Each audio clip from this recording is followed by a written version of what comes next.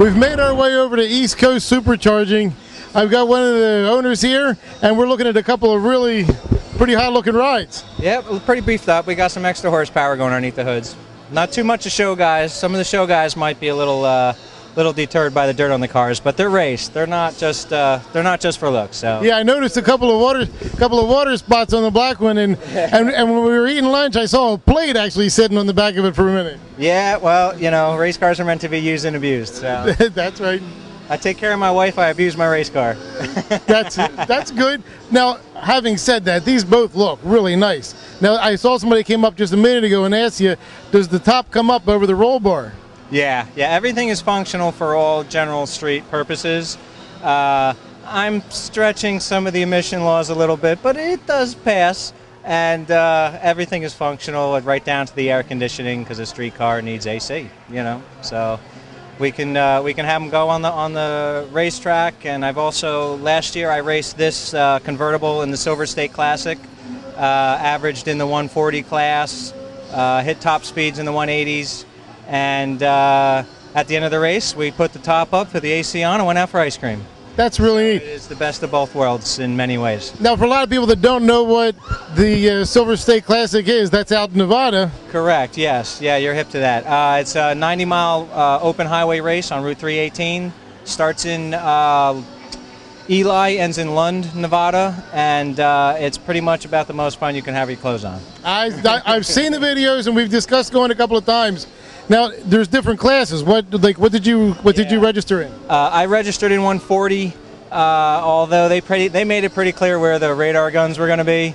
So, you know, we did our thing as we went by the radar guns and slowed it down. I had a max speed of 165 because I did not have a full halon fire suppression system in the car. Okay. So next year we're gonna spend the $300-400, put a halon system in it, and raise our average up a little bit. We're probably gonna go for the 180 class. Now, for what a lot of people don't understand, a supercharged car like this, for those people that are watching this at home, this car is going to be very tame to drive until you actually put your foot in it, right? Correct. Yeah, driving around town, you know, you definitely know something's underneath the hood, and I might use 20% of the throttle at best on the street. Very rare that I even hit 50%, and I better be up to speed at that point. But when you hit it, it goes. There's no doubt about it. And listen to these, with the kind of boost, you don't run that lumpy of a cam. No, forced induction cams are much more tame to get the power out of the car. So the characteristics of the car in general are definitely above stock as far as the load factor goes, but not rocking you all over the place, you know, really race car like. Now, if somebody wanted to come and see you, how much boost could they plan to run on a pretty much stock bottom end?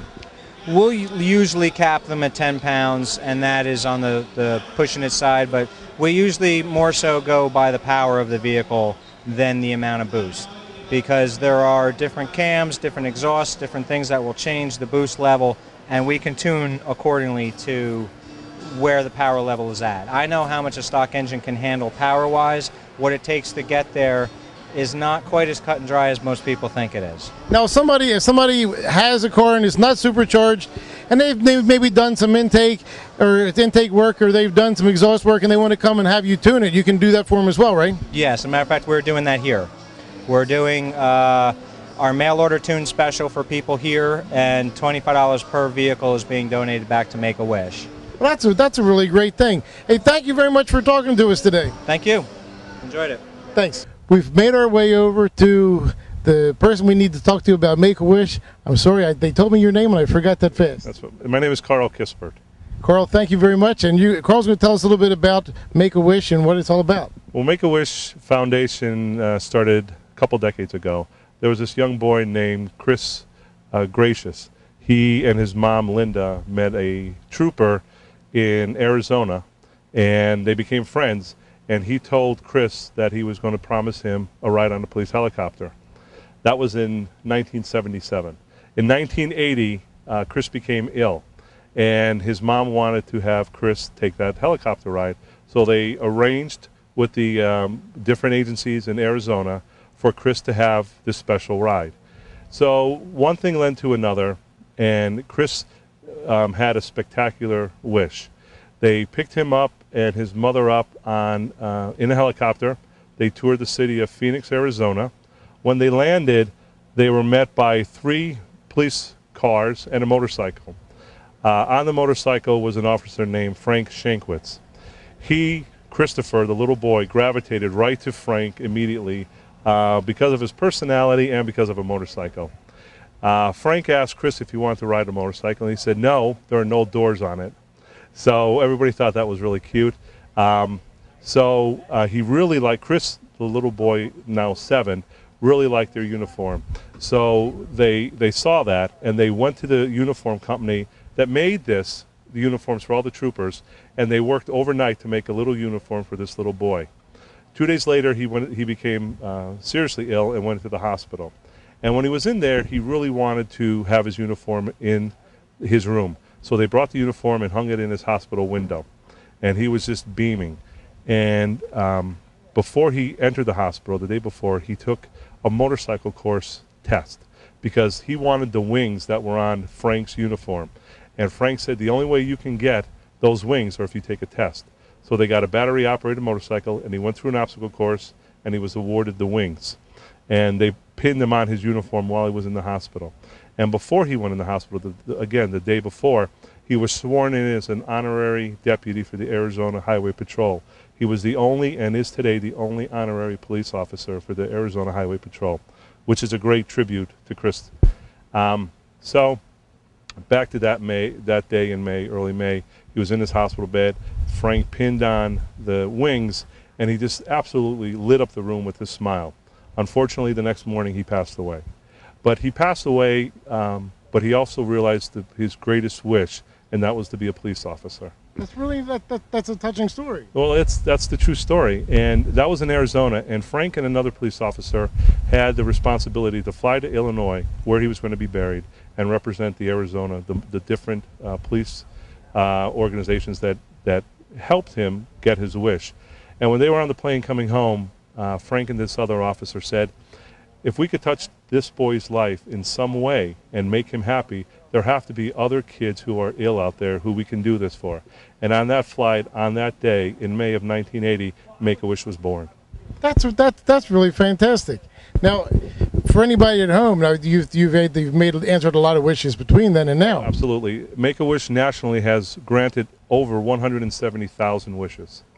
In New Jersey, which I am a volunteer, and I'm also on the board of directors for the Make-A-Wish Foundation chapter in New Jersey, we've granted nearly 5,500 wishes just in the state of New Jersey. Now, that's all through donations? All through donations. Corporate donations, individual donations. Here today at this Corvette rally, we're taking donations from individuals for the day. As you can see, well over 100 vets came to this rally. Viking has opened their doors for all the participants to see how yachts are made.